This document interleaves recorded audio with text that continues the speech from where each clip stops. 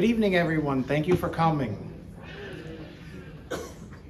Tonight, I am going to take you on a tour through Emmaus where we will stop at 32 locations that were once grocery store establishments that served the citizens of the borough. These stores were once the hub of the neighborhoods during an era when many people didn't drive and there were no large chain grocery stores to be had. Tonight we are going to start our tour in the Stryer section. Albert, you can hit the lights. Can everybody see everything okay? Okay. The first location that we are going to visit tonight is the Mountain Dell Market, which was located at 825 Dalton Street. It was open from 1950 to 1971. It was owned by Lloyd and Helen Hallman. Previous to opening this location, Lloyd and Helen Hallman had also owned a store at 1265 Pennsylvania Avenue, which later became Kimes Market. So they sold that location and then moved to this one. They carried the Knighthood and Morning Glory brand products. In November of 1951, the Emmaus Post Office opened the borough's second substation at the Mountain Dell Market to serve the Borough Line area as it was then known. In January 1952, Rozzy Ort opened his first barber shop in the rear portion of the store and stayed there until July 1957 when Carrie Buss opened a beauty salon and Ort moved to 6th and Ridge Streets. One memory submitted about the store is in regarding the Lucky Gumballs. Apparently, Mr. Hallman would put a stripe on some of the yellow gumballs in the penny gumball machine, and if you got one, he would then give you a free candy bar. Thus, many kids in the Stryer and Borough Line areas spent all of their pennies at Mountain Dell Market. We're now going to move a little bit further on down the street to Brownie's Round Top Market, which was located at 550 Dalton Street. It's now the site of Reinhardt Awning, if you're trying to figure out where we're at. And that was open from 1948 to 1961. It was owned by Marvin and Marion Brown, who lived just adjacent to the store next door at 554 Dalton Street. It was built by Marvin Brown with a rounded style roof, thus the name Brownie's Round Top Market.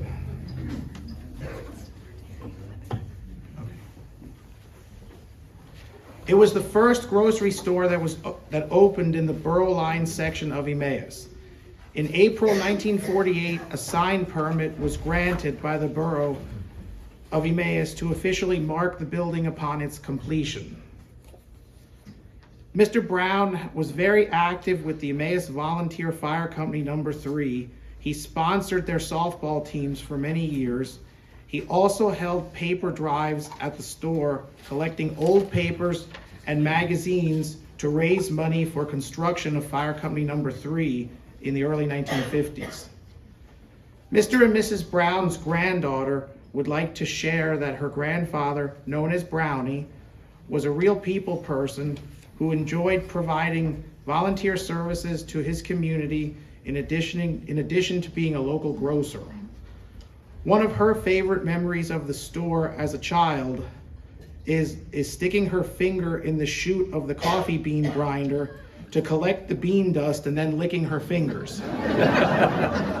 She reports to be still a coffee lover to this day. She also shared that her grandparents did not know she was doing that. Another one of her memories of the store is she shared that as a child, she enjoyed going to the store, and while her grandparents were busy at the counter and she was unattended, she used to sneak underneath the rack and open a box of dog biscuits and consume them. She is happy to report, though, that she does not do that anymore. She's not quite sure how she developed that desire either. In addition In addition, Brownie also offered dressing deer for customers during the hunting season. Next, we're going to go to Don's Food Market, which was at 217 East Harrison Street and opened from 1977 to 1989 under the ownership of Donald J. Gerlach. In the 1960s, this location had been a 7-Eleven for a number of years, and later on in the 1970s, a Quick Stop, which may have been owned by Harold Fulmer. Donald Gerlach sold the store and its name in 1989, and the name still remains to this day. It has had various owners between then and now. Some of the local employees of Donald Gerlach were his daughters Kathy and Vicky, and Marcia Moore and Betty Mall from nearby Beechwood Street.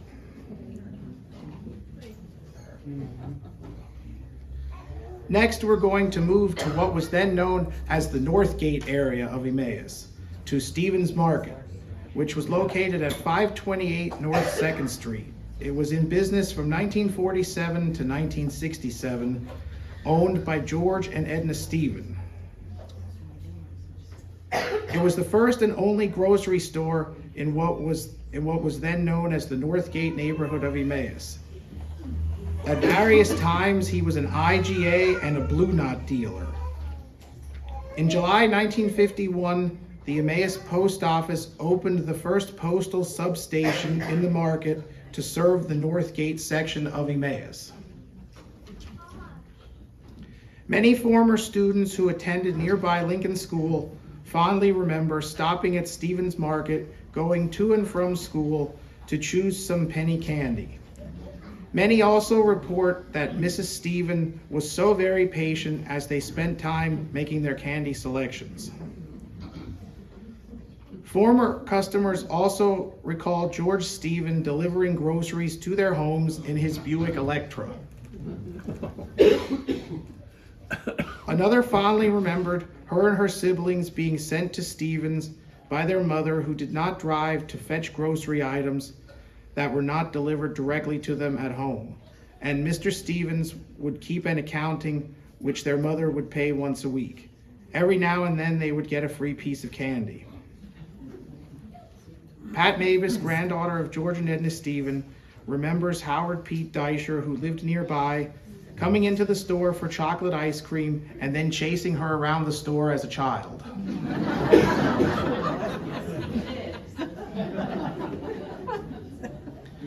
Tonight in the audience, we do have George and Edna Stephen's daughter is here with us tonight.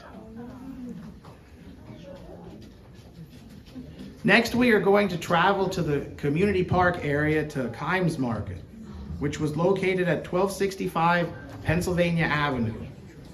It was open from 1950 through 1968. Owners were Walter and Luella Kime.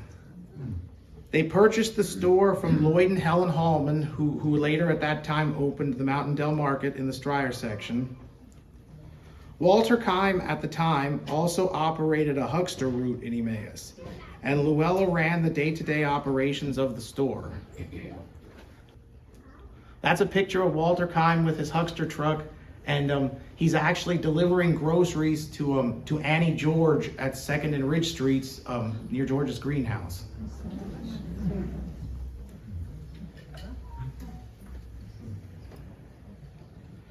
The store had a butcher counter with meats hand butchered by Mr. Kime, which he purchased from Strunk Brothers in Hereford and sometimes at the Allentown Farmers Market. Milk was delivered by Danny Clauser's Milk Route. Freihofer and Capital Bakery goods were sold, along with Dolly Madison ice cream. And of course, penny candy. Canned goods came from the Trexler Park Stores brand. In July 1952, the Emmaus Post Office opened its third postal substation here. They also began to sell money orders at this time. Walter and Luella Kime's daughter remembers her parents as very generous, giving a lot of people free groceries that they never paid for, but always remaining humble. She also shared a story that one day her mother sent her and her sister to deliver ice cream to an elderly neighbor a block away. and the two girls got distracted and were halfway through town when they remembered they hadn't made their delivery. Needless to say, they had to turn around and deliver the ice cream, which was very melted by then. Up on the front table towards the center is a large photograph of Mrs. Luella Kime at the Kime's grocery store. We are now going to travel to 229 Adrian Street to the Haberstump store. It was opened from 1929 through 1945 and owned by Harry and Katie Haberstump. This was an economy store location sponsored by the Lehigh Wholesale Grocery Company, which Harry served as president at some point during his grocery career. In August of 1929, Harry Haberstump was granted permission by the borough of Emmaus to erect his new building on Adrian Street, which was to be a grocery store. A mishap occurred at the store in May 1934 while Katie was carrying a box of bottles down the cellar steps when they fell and broke, lacerating her thumb badly. It required Dr. Gerald Backenstow to come and administer stitches. She was not allowed to work in the store for 6 weeks. During the Depression years, Harry and Katie were known for handing out free potatoes to those in need. During World War II, Haberstump's store was the official location of Sector 2 of the Borough of Emmaus Air Raid Wardens. And that's a picture of the air raid wardens towards the rear of the store at the garage where they met. It also hosted for many years doggy roasts for the Junior Christian Endeavor Society of the Emmaus Moravian Church. Granddaughter Suzanne remembered sitting on the hot air vents in the store to keep warm as a child. In 1945, when Harry retired, he leased the store and its contents to Harold and Alice Schiffer, who operated in that location from 1945 through 1955. He also sold products from the Trexler Stores brand. Memories of the Schiffer's market include going there for 5 cents worth of pretzels, which apparently was quite a lot at that time, and for 1 pound, 10-pound brown paper bags for the children's school lunches. He also served as president of the Lehigh Valley Grocers Association in 1948. There's also a large photo on the table of Mr. Schiffer in the grocery store.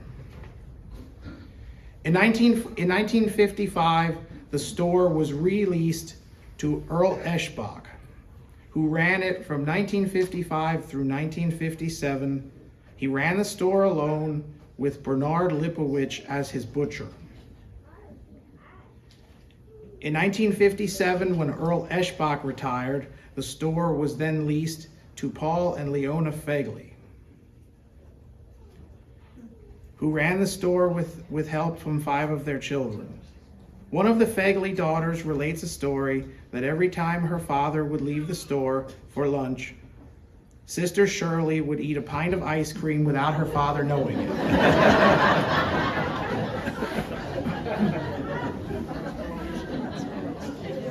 In 1961, the store was then taken over by Paul and Grace Smith. Grace was a daughter of Harry and Katie Haberstump. They took over the store for a few years between 1961 and 1964 because the borough of Emmaus was going to take the building by eminent domain if it remained vacant after the Fegleys closed their store. They bought supplies in the family station wagon at the grab-and-go grocery wholesale to stock the store. We're now going to go to Oswald's Market at 19 South 2nd Street, which was owned by Clyde and Arlene Oswald. They bought the store in 1952 from Fred Walter, who conducted a butcher shop and grocery store there for many years, beginning in 1924. He was a brother of Harry Walter, whom you will hear about later. One memory the Oswalds have of the store was that it had no indoor bathroom. The owner's son recalls having to go to the Anchorage or Ritter Furniture warehouses across the street if they wanted to use the bathroom. And he believes it would not pass health regulations today. And the big photo at the end of the table here is Mr. Oswald in his store. We're now going to travel to 356 Broad Street. Here, Samuel and Jenny Heimbach established a store in 1900, which they would run until about 1924. In 1924, Samuel Heimbach died, and his wife continued running the store for a short while. Later in 1924, or possibly in 1925, the location was taken over by Charles and Annie Leitner, and they ran it until 1952. In 1952, the store was taken over by Samuel and Verna Baer and renamed Baer's Food Market. Many former students from Washington School recall going there after school for the penny candy, which was kept in large glass jars on the counter. They also, at the Baer's Food Market, sold American Flyer train sets during the Christmas season, along with Plasticville buildings for train layouts. The Baers retired and closed the store in 1977.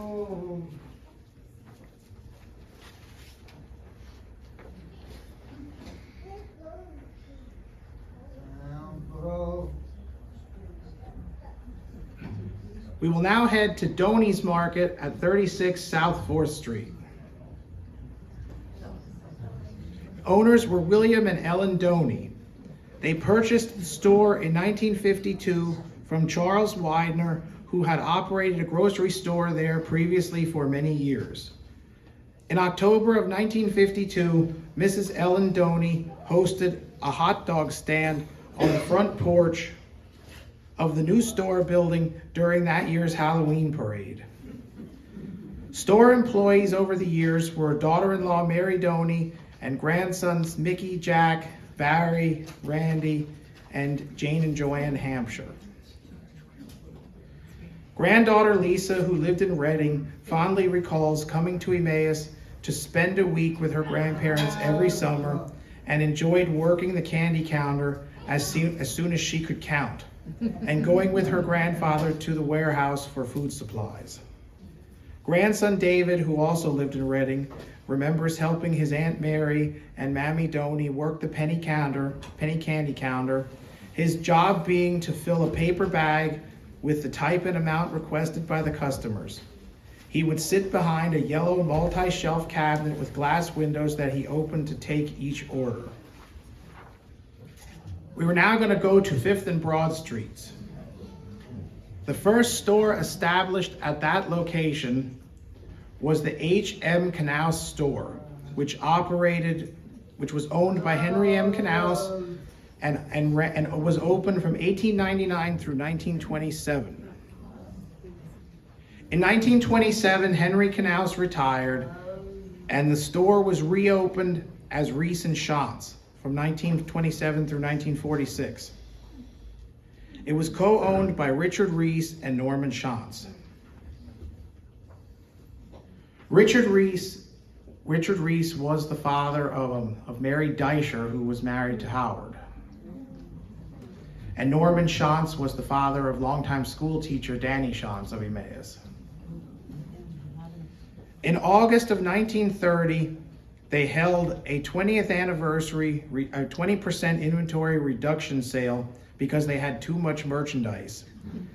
Somebody inadvertently put too many zeros on the order form, and they received 700 pairs of ladies' pantyhose and 250 ladies' house dresses. In June 1941, Reese and Shantz began carrying sheep manure by customer request. By August, it had been discontinued as the neighbors began to complain of the smell in the summer heat.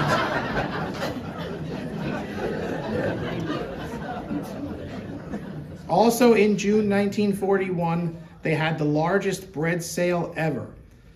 The store overbought on yeast and needed to reduce its inventory immediately. 3 loaves of bread could be had for 25 cents each. It was reported in the morning call that they sold everything in 2 hours. So they must have been very busy. Norman Schanz was known for allowing people who couldn't pay to run up large tabs. One of the reasons why the business eventually closed. Mr. Reese's granddaughters, Betty and Mary Ann, recall being taken down into the cellar where there were large barrels containing homemade dill pickles, potatoes, and onions for customers to purchase. Mary Ann shared with me that her Pappy Reese, Richard, was a man of large girth, and that she was always curious about his actual size. One day when he fell asleep in his chair in the store, she found a tape measure, and while he was sleeping, she measured him and was quite happy to report to her mother that evening that he was 54 inches around. Mary Ann reports that she got quite a scolding from her mother for doing that.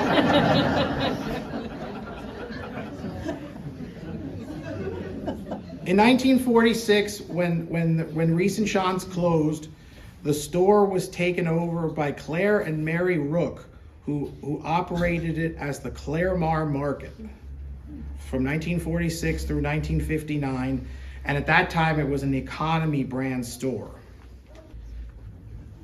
In 1959, the building was taken over by Gabriel Genovese, who renamed the store Gabby's Market. He operated there from 1959 through 1994. He moved there from a half block away where his father had once had a store at 531 Broad Street. Groceries were delivered by tractor trailer through Thriftway, and he was known for his sausage and liver at his butcher counter in the store. A lot of customers shopped there just for his meat selections. Many former customers have also shared that Gabby would cater to his customers, in that if they wanted to buy something from his store that he didn't carry, he would often begin carrying it for them. It was also a place to gather and share the local happenings while shopping. In later years, he opened a flower stand above the parking lot area on Broad Street, which his longtime employee Angela Toth helped to run. Another one of the large photos on the table up here tonight is Gabby at the beginning of his career. And we have some of his family with us tonight as well. Next, we're going to travel to 531 Broad Street. It was the site of the Billy Fenstermaker store between 1928 and 1946. It was owned by William and Hattie Fenstermaker. They had purchased the print and photography studio of J.H. Moore to open this store. Employees were William, his wife Hattie, and his daughter Marguerite Fenstermaker Lester, who worked there part-time. Other employees were Robert Henry and later on William Doney, whom you had just heard about. He worked for the Fenstermakers, who taught him the grocery business. In 1946, Billy Fenstermaker retired, and the location was leased to James and Millie Genovese, who had come here from Northampton. James Genovese had been a huckster of produce, a trade he learned from his uncle. The only other employee of this store, other than his wife Millie, was their daughter Judith. In 1957, James and Millie Genovese moved back to Northampton, where they bought and operated a steakhouse and turned the store over to their son Gabriel, known as Gabby, who ran it from 1956 until 1959, when he purchased the new building and moved his store to 5th and Broad Streets, opening Gabby's Market. So here's the original location of Gabby's at 531 Broad.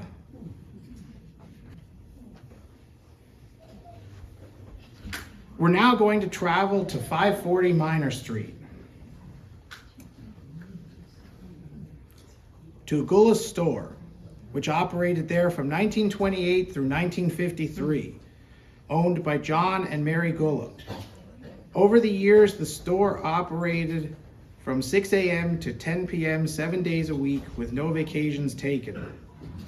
Granddaughter Virginia remembers as a young girl in the 1940s watching her grandfather Gulla and great-grandfather Zeto Martovas haul large bushels of bananas into the store on Minor Street.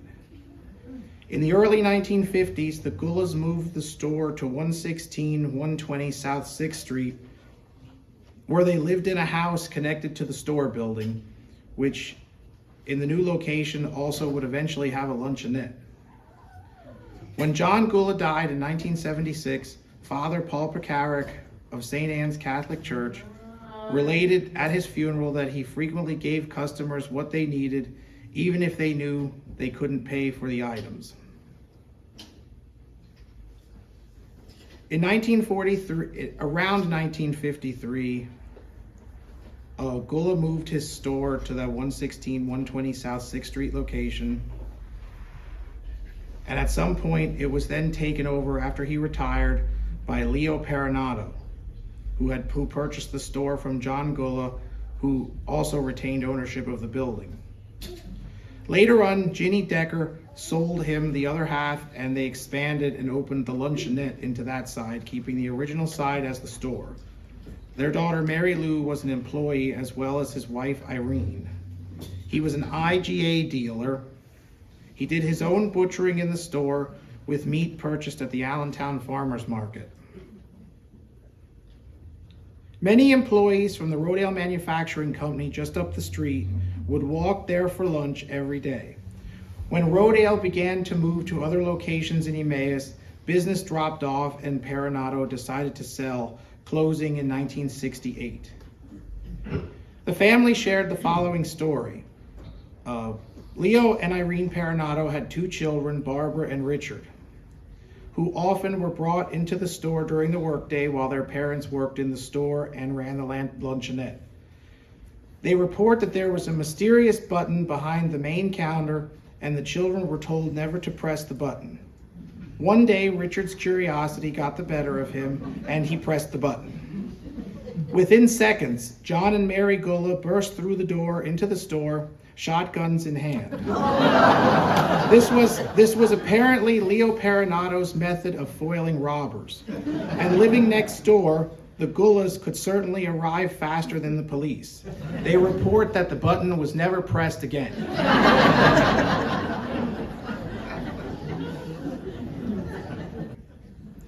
We are now going to head to 2nd and Main Streets.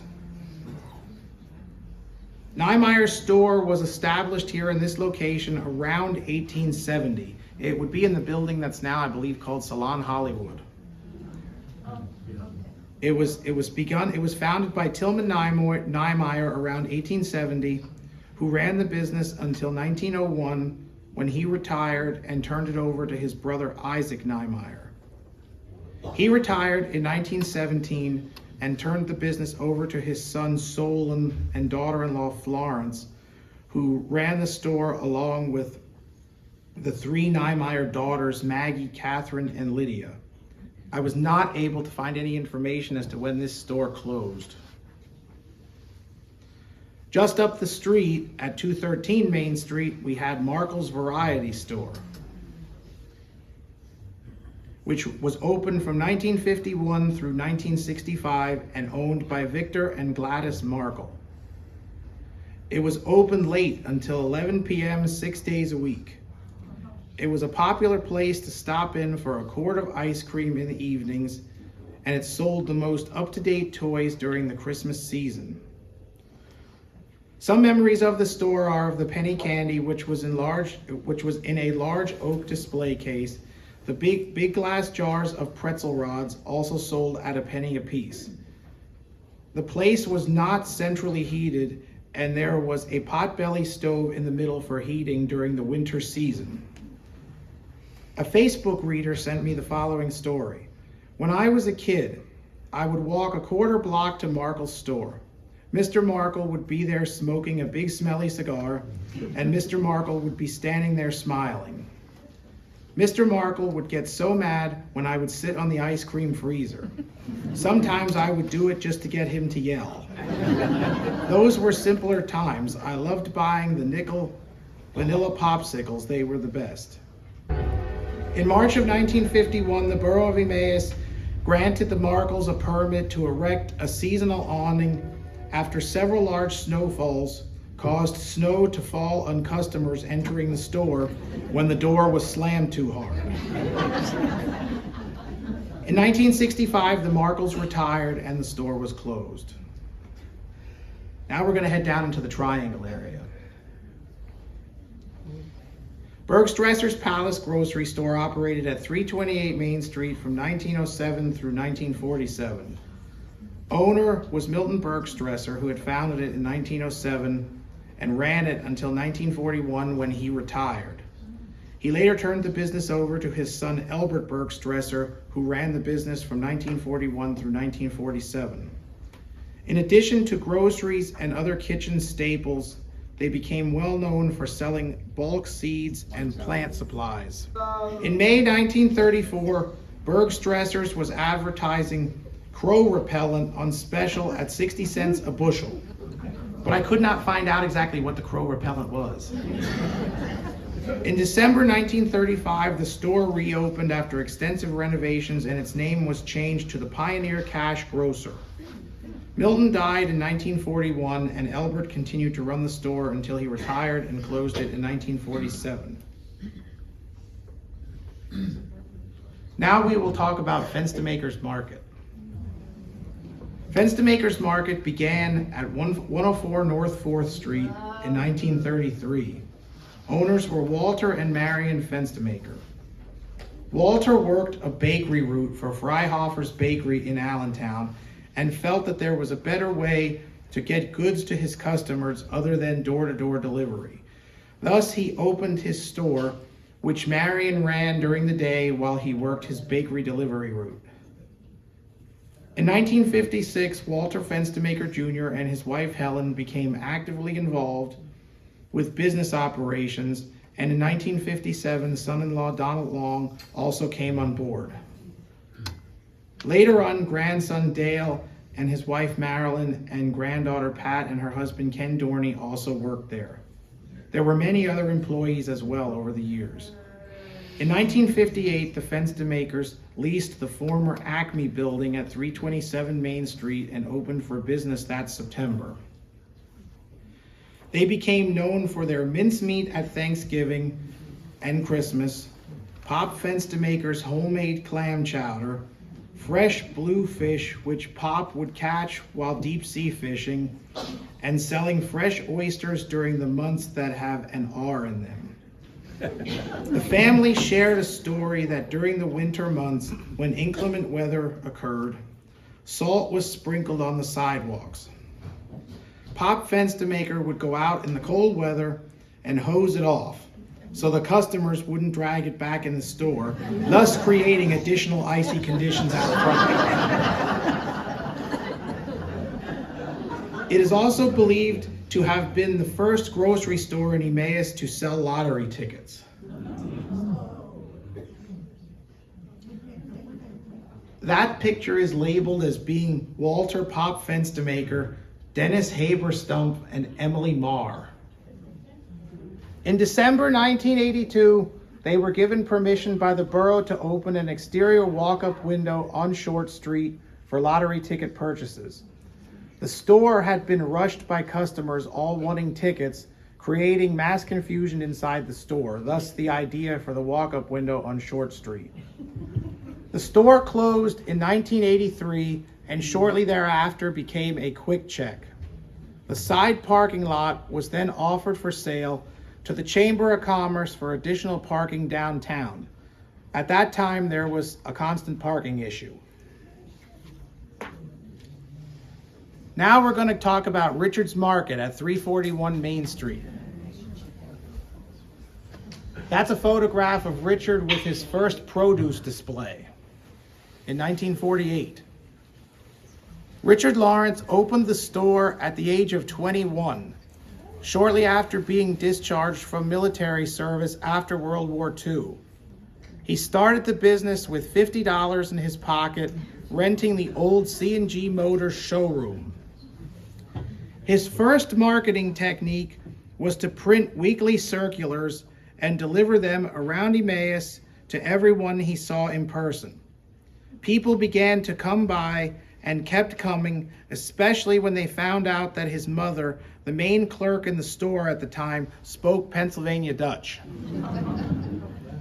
The business grew, and in 1950, Richard Lawrence met Robert Furst at the Wholesale Grocers Convention in New York City. Shortly thereafter, he became his business partner, owning 50% of the business. Furst was a native of Brooklyn, but had moved to the Bethlehem area previously and had a huckster route in the Allentown area.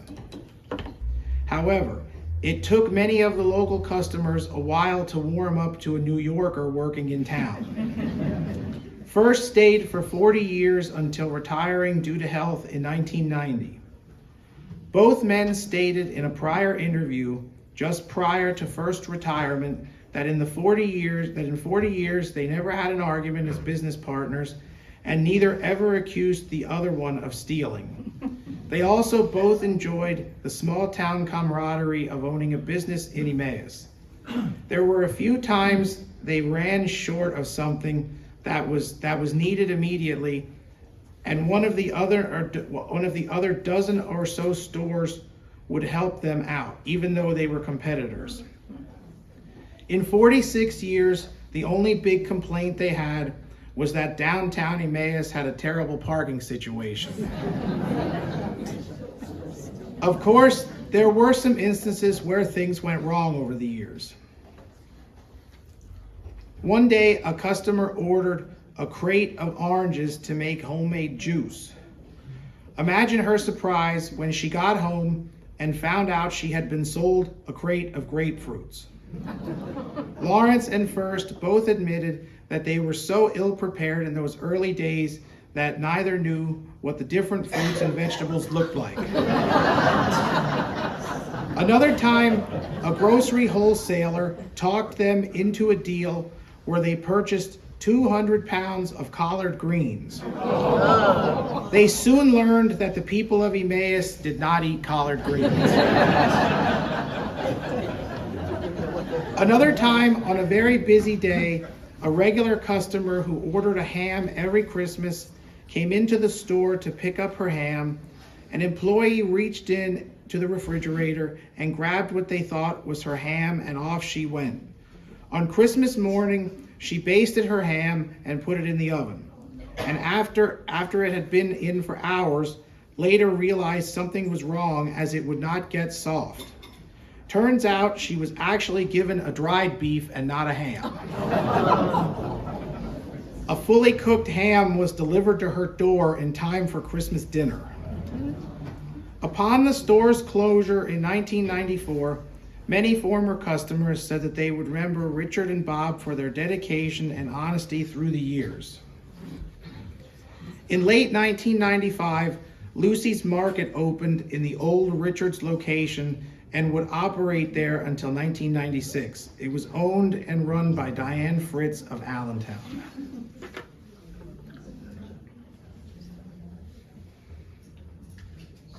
We are now going to go to 427 Chestnut Street to Walter's store. It opened from 1924 to 1954 and was owned by Harry and Margaret Walter. It was an economy brand store, and their daughters Julia and Mary Jane also assisted in the running of the store, especially after their mother Margaret died in 1938. Harry Walter learned the grocery and storekeeping business from Lesher Fritsch, who you will hear about in a little while. He was hired as a clerk in Fritsch's store at 319 Main Street and later became his business partner. In the early 1920s, they opened a seafood store and restaurant as well as selling groceries at 427 Chestnut Street. Later, he was also in the grocery business with Henry Diefendorfer at the Chestnut Street address for a few years. Diefendorfer was the son-in-law of Lesher Fritsch. In 1932, the property was purchased by Harry Walter, who then was the sole proprietor of the store from then on. In 1954, Harry Walter died, and the business was transferred to his daughter Mary Jane Walter Bame, who then changed the name to Bame's Seafood and ran it there until 1985. Now we will go to the Krause grocery store at 515 Chestnut Street, which was in business at that location from 1925 through 1963. It was owned by Raymond and Margaret Krause. They also ran a restaurant within the store.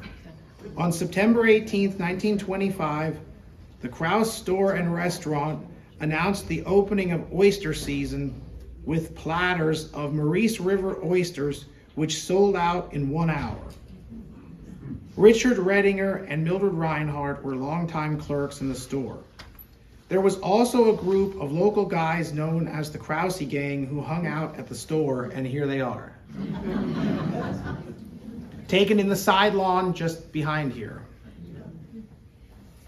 For those who may want to know who they are, on this picture is Pee Wee Peters, Don Genther, Rich Knaus, Rodney Gerhardt, Don Muth, Buddy Schaefer, Lamont Moore, Red Stout, Nick Miklos, Donald Folk, Richard Redinger, Gerald Druckenmiller, Louis Rosetto, Tony Timar, and Ralph Allhouse.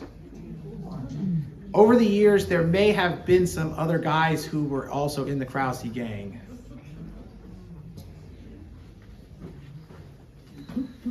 We will now head to 711 Chestnut Street to the Chestnut Street Market.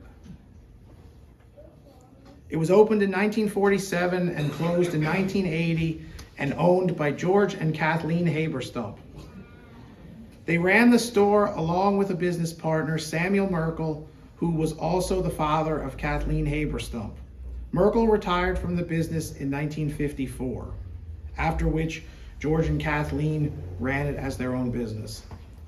Samuel Merkel previously had his own grocery store at 109 North 5th Street from 1924 through 1936. For those of you that are wondering, 109 North 5th Street is now the site of the Emmaus Post Office.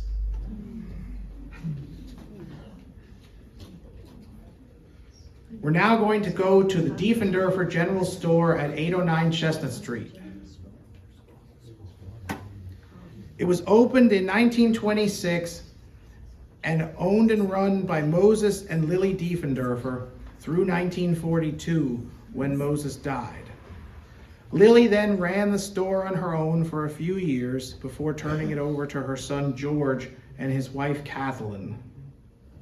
Moses Diefendorfer began his career in the grocery business with his brother-in-law, Henry M. Knaus, who owned the first store at 5th and Broad Streets, which you just heard about. He was the head clerk there for 27 years. Upon the retirement of Knaus, Diefendorfer decided to open his own establishment in 1926. In October 1927, Moses Diefendorfer posted an ad in the Allentown Morning Call announcing that the prior evening he had lost a lady's Persian handbag containing a sum of money from his general store. Anyone finding it should come to his store and receive a reward. It was not reported if anybody ever found it. Moses died in 1942 and Lily in 1947. In 1947, Moses and Lily's son, George Diefendorfer, and his wife, Cass Diefendorfer, took over daily operations of the store. George died in 1961, and Cass ran it alone until closing it in 1966. Some memories of the store. One half of the store was dedicated to selling dry goods. They had dungarees in very large sizes, which George and Cass's great nieces would put a kid in each leg and run around the store in them. They would also swing on the rope that held the bananas, put out front in the store on a hook, and swing past the coffee grinder. Next, we're going to go to 579 Chestnut Street. In 1923, the first grocery store at this location was established by William and Helen Albright. They held an opening day sale on April 13th, 1923, selling tulips by the bushel. William Albright died in 1928, and Helen continued running the store herself and later hired two clerks, George Swavely and Fayette Bilger. On August 24th, 1929, Helen Albright provided a basket lunch to each child attending the Emmaus Church Sunday School picnic held at McClensix Park. She has been doing this for a number of years. In March 1934, Helen Albright held a going out of business sale. The building had been sold to Marvin Cromer of Richmond Hill, New York, who was moving to Emmaus to open a new venture, a 5 and 10 store. This was the original location of Cromer's 5 and 10, and he stayed there until 1938 when he moved to his location at 4th and Chestnut on the Triangle. One of Helen's grandchildren shared a story that his mother, Mildred Albright, once told him that it was her job to keep an eye on the vanilla extract in the store, as people in need of a little alcohol were prone to stealing Helen Albright's stock of vanilla. The Green Depression glass plates on the front table tonight were used in the store by Helen Albright. When a customer came in to pay on their account, the money was placed on one of these plates. It was then passed across the counter to Helen, who would exchange the money and pay the bill, and then give the customer back their change on the same plate, pushing it back across the counter. In 1941, the building was purchased by Lesher and Meta Fritsch. At this location until 1952, they ran the store with their son Lloyd Fritsch and son-in-law Henry Diefenderfer. Grandson Donald Fritsch delivered groceries for them. On a side note, Meta Fritsch was a sister to Walter Fenstermaker Sr. of Fenstermaker's Market. In the mid-1940s, the Fritsches began a tradition of selling watermelons from the front of the store building. One evening after midnight, Chief of Police John Sicker was walking down Chestnut Street and saw two men in front of Fritsch's store sitting on the steps eating a watermelon. The men were questioned and claimed that they had just bought it from Pappy Fritsch. Sicker routed Fritsch out of bed to question the men, who by now knew they had been caught, and who gladly offered to pay for the melons before running away as fast as they could. By the next evening, Fritsch's had a night watchman to protect the melons. After Lesher and Meta retired in 1952, son Lloyd Fritsch, his wife Irma, and their family moved to 168 Main Street, where they continued operating a produce stand at the front of their residence, selling watermelons and other produce. Donald and Grace Fritsch and their children Gary and Robin also assisted in this venture. Lloyd Fritsch would later become known as the Watermelon King of Emmaus. He often went to Florida and Maryland and brought back loads of watermelons and other produce in his green truck, which was often parked in front of his residence. He often took along his grandson Gary Fritsch with him on these trips, and taught him to drive the truck at an early age in case he suffered a heart attack on the return trip back to Emmaus. Two boys once stole some watermelons very late at night, made a little too much noise, and found themselves confronted by Lloyd Fritsch and his gun out back in the alley. They related to me that they dropped the melons and ran like hell. Many also recall that the Fritsches would cut a notch out of the watermelon, allowing you to taste it before you bought one. I'm really wondering what happened to the melons that people didn't like. So we have a picture up here. Does anybody guess who's on that picture? Well, I know you know. So the little girl to the right sitting on the watermelons is little Michelle Capehart. Back there. Who's back there? Same size.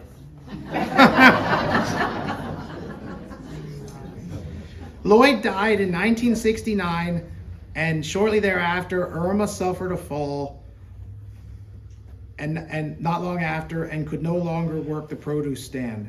The stand was discontinued in about 1971. In 1952, the 579 Chestnut Street location, after the retirement of Lloyd and Meta Fritsch, was taken over by George K. Buhecker, and it was run as Buhecker's Grocery Store, along with his son. And they also had an employee by the name of Eddie. The store closed in 1959.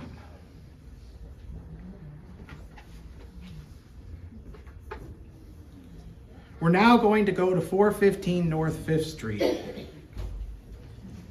At this location was Schmoyer's store, which opened from 1930 to 1961 and was owned by Clarence and Mary Schmoyer. He was a Blue Knot dealer.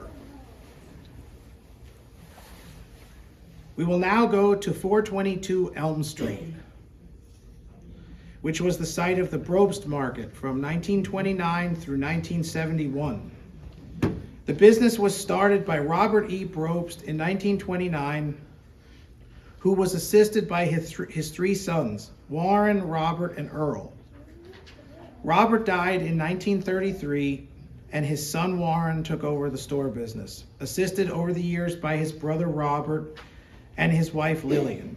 In later years, Warren's children, Ronald and Carol, also worked in the store. In October 1938, Malin Adams of Elm Street displayed in the Brobst storefront a 4 3/4 pound sweet potato he grew. Many townspeople began walking past the store to view it.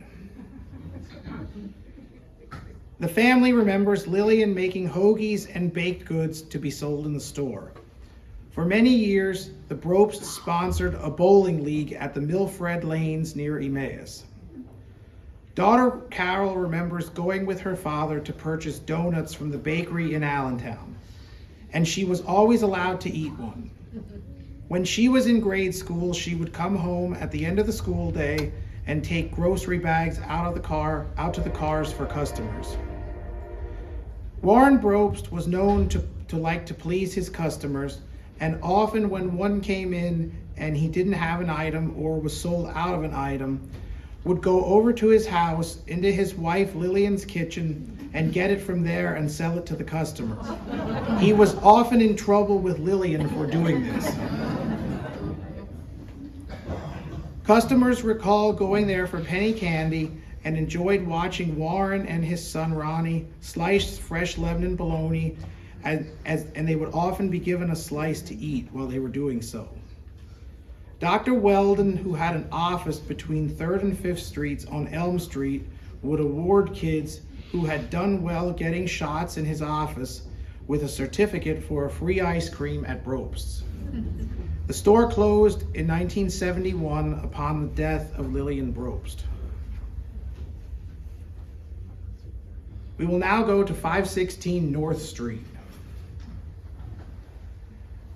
The first store that was located at this location was the W.T. Brensinger and Son store. It was owned by the Reverend William T. Brensinger and his son Harry T. Brensinger, and they were assisted in the business by Harry's sons William and Donald. It was an economy brand store for most of its existence.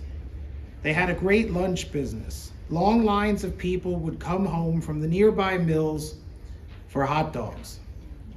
On December 20th, 1929, Santa Claus appeared at Brensinger's store from 7 to 9 p.m.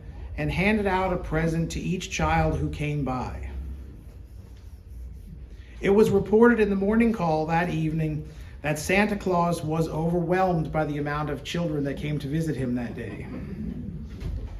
Harry Brensinger died suddenly in 1940 while attending Sunday church in St. Matthew's Church at 5th and Ridge Street. William died in 1941, and the store was run by his wife Annie until 1942 when she retired. In 1942, Pierre and Priscilla Rauch opened their store at the 516 North Street location and operated the Rauch grocery store there until 1952. It was also an economy brand store and managed for most of those years by their son Harold Rauch. In 1952, upon the retirement of the Rauch family, the store was leased by Bruce and Betty Jobst with a business partner, their brother-in-law Russell Kame, who had formerly owned Russell's Corner restaurant at 3rd and Main Streets. The grand opening was held in July of 1952. The Borough of Emmaus granted a sign permit in July 1953, and by October 1953, the Jobsts were attempting to rent the space. Jobst's son Rick was allowed to work the penny candy counter and deliver pizza to the factories when he would walk across the street for lunch while attending Jefferson School. In 1954, 516 North Street became the site of Caldy's Corner. The owners were Rudolph and Christine Caldy, who were assisted in the business by their daughters Kay and Jean. Other employees were Mildred Allhouse and Ruth Neff. They were leasing the building, and in March 1954, there was an issue with the lease, so the store was relocated across the street to 509 North Street for a brief period, after which 516 North Street was purchased by the Caldys. Daughter Kay relates that her father ran a tight ship. One day, a tall fellow wasn't behaving, and my father, who was on the short side, took the kid by the collar and led him out the door. She also shared that the kids would come in and put the legs of the pinball machines on their toes so they wouldn't tilt. As soon as her dad caught on to what they were doing, he would pull the plug and those offenders had to leave for the rest of the day. Kay also relates that her dad would take and deliver orders to EFM on South 4th Street, and many couples who worked in the nearby factories would come for lunch and supper. In 1960, the Caldys retired. Between 1960 and 1963, Bruce and Betty Jobst again leased the building from the Caldys for another store that they ran in that location. Somewhere between 1970 and 1972, Harold and Lois Haberstump ran a small grocery store in the front of the building. At the same time, Harold was also running his shoe repair shop out of the rear and in the basement. After they vacated the property, the Emmaus Nutrition Center opened there in 1972. We're now going to go to 616 Walnut Street.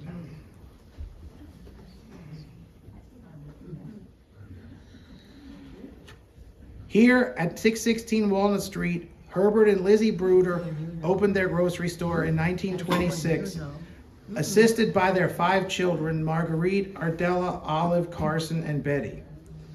The children had to help crank out the thick molasses from a large barrel into jars for the customers, as well as filling containers with kerosene and coal oil, which the children hated because of the smell.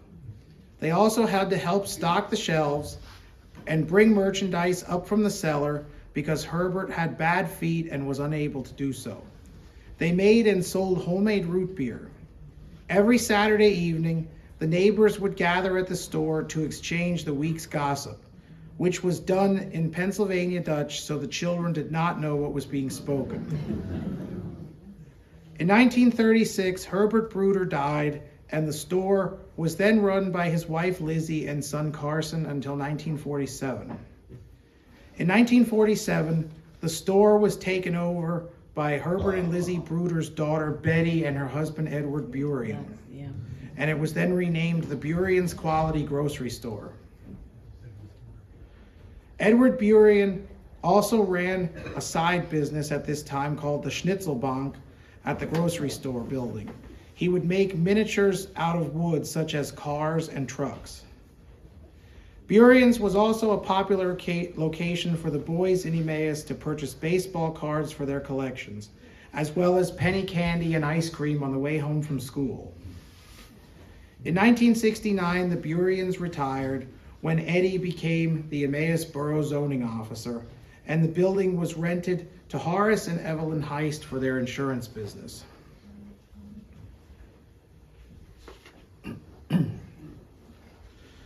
We're now going to go to 103 North 7th Street. In 1932, Warren and Irene Klein opened the Klein's IGA store at 103 North 7th Street. They would operate it there until 1945. They had one employee, Roy Buddy Schanzenbach, who died in 1943 during World War II. In 1935, the Kleins enlarged the store by completely renovating the interior. Warren and Irene Klein's daughter, Marlene, remembers at Easter time her father would buy large chocolate eggs, and the ladies would come in, and her mother would then decorate them as requested by the customer, sitting late into the night completing the orders up on the second floor of the store building. Warren Klein also did his own butchering for the store and had a huckster route in Emmaus and Allentown. Sometimes he would take his daughter Marlene along after school was out. Many customers would then give her cookies. The Klein family lived about 4 steps away from the store at 7th and Walnut Streets. In 1945, they sold the store to Daniel and Mildred Klauser and moved to Schnecksville, where they opened a general store before retiring and moving to Daytona Beach, Florida. In 1945, Daniel and Mildred Klauser opened their store at the 103 North 7th Street location. Over the years, the store was connected with the Montco brand products and had been a pioneer location at one point in time.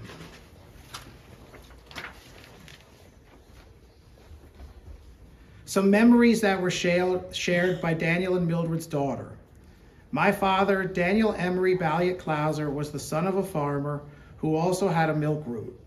After he married, Daniel and Mildred bought a tiny farm in Mine Site, and he became a distributor of Lehigh Valley dairy products, delivering milk door to door. In 1905, they sold the farm and bought the grocery store at 7th and Walnut Streets from Warren H. Klein and his wife Irene. He continued with the milk business and also started 2 rural grocery routes. The grocery trucks carried canned goods, produce, meats, and dairy products. If a customer wanted something he didn't have on the truck, the driver would bring it on the next delivery day. At one time, Daniel had a fleet of 5 trucks in addition to the grocery store. Customers would also call in orders to be delivered to their homes, just like today, although back then there was no delivery charge. Some customers brought their own shopping baskets. If they drove to the store and bought a lot, their groceries were put in a cardboard box that had been set aside after stocking the shelves. Oftentimes, customers didn't have money to pay, so they ran a tab. When they got their paycheck, they brought it to the store to be cashed and paid their bill. No interest was charged. In the early years, fresh fruits and vegetables were only sold in season. People ordered fruit baskets during the holidays. Sodas were sold individually or by the case, and there was a deposit on the bottles and on the wooden case. Hand-dipped ice cream was sold. Ice cream was not prepackaged when we first moved to the store. When a customer came to buy a quart of ice cream, it was dipped out of a large paper tub into a sturdy paper dish similar to what they sometimes use for French fries today. A few years later, Lehigh Valley Dairy prepackaged their ice cream. A treat for us kids was a hand-dipped ice cream cone. We would sit on the curb across the street under the big shade tree to eat it. Fresh meats were wrapped in butcher paper and then tied with a string. No styrofoam trays. Customers brought their jars to be filled with barrel molasses or barrel vinegar. There were a row of 12 garages along the alley that were used for warehousing. There was a big ring of keys, a different key for each garage. At night, before they closed the store, someone had to go out to lock all of the garages. The two end ones, 11th and 12th, were used to park the grocery trucks. The 5th garage had a walk-in cooler. One we called the potato garage, where we bagged the potatoes into 5 and 10-pound bags to sell. On cold nights, my father had to light a little heater in there to keep the potatoes from freezing. The first one towards 7th Street was the paint garage.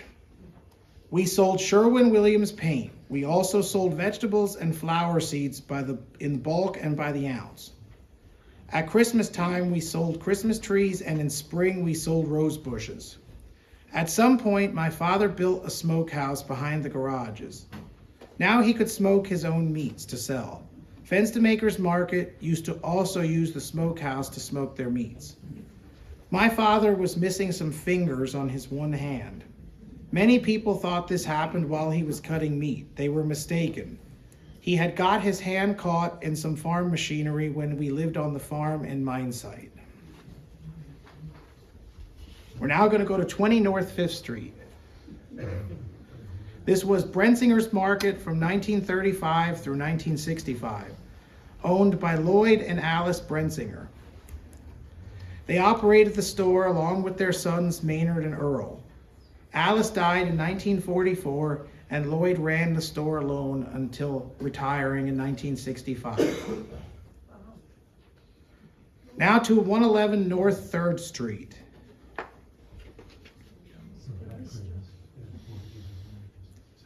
This was Margie's Variety Store, which operated at that location from 1950 through 1967 and was owned by William and Marguerite Heckman.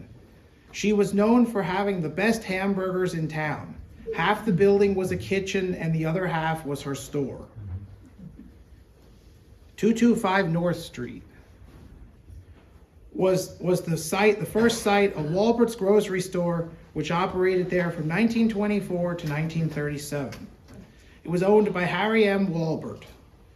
In March 1927, Walbert announced that he had installed a combination display case and counter made of oak and 16 feet long to display his cakes, candies, and groceries being sold in his store. The interior of the store had also been painted and renovated. He asks the community to come take a look. He was the father of Emmaus High School longtime art teacher Harvey O. Walbert. In 1937, after the retirement of Harry Walbert, the store became Reinhardt's grocery store and was owned and operated by Fred and May Reinhardt until 1949. In 1949, the Reinhardts opened a new store at 510 Chestnut Street, specializing in seeds, candy, and greeting cards, as well as seasonal plants. We're just going to do a quick overview now of the way the stores look today. This is the site of Bropst Market. This is Brensinger's at 20 North 5th Street. That's Doney's on South 4th. That's Klauser's Market and Klein's IGA. The original site, the original location of Fence-to-Makers. That was Merkel's store. Marge's Variety Store. That was Gula's and Peronato's. Niemeyer's store, 2nd and Main. Markle's Variety Store, Maine also. Don's Market, of course. That was Walbert and Reinhardt. Haberstump. Fence to Makers. Richards.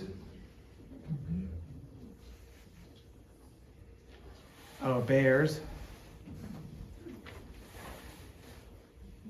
Schmoyers.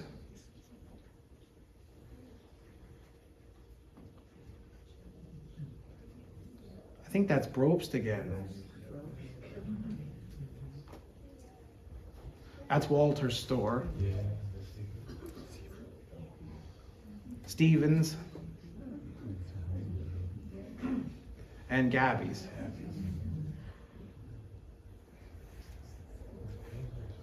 That was one of the temporary location of Caldy's Corner.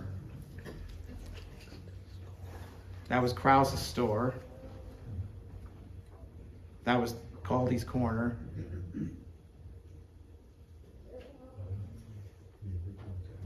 That was the Billy Fence to Maker Market on Broad Street in the original location of Gabby's.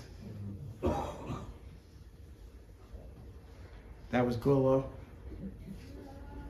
Brownie's Round Top. Fritsch and Buhecker. Burion's. Chestnut Street Market. Diefendorfer. And Mountain Dell Market.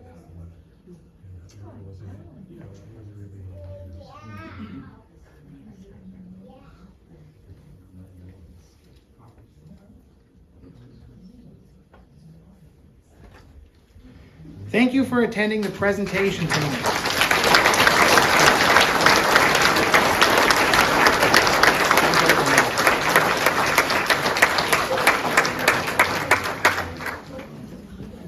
At this time, I would like to just briefly thank all those individuals who contributed the memorabilia and photographs used this evening. For without you all, this presentation would not have been possible. I also thank those who donated items to the Historical Society archives so that we may preserve them for the future. It was all greatly appreciated, and I also want to thank everybody for attending tonight and for all the families of all the store owners who are here tonight and took time out of their lives to come to the presentation.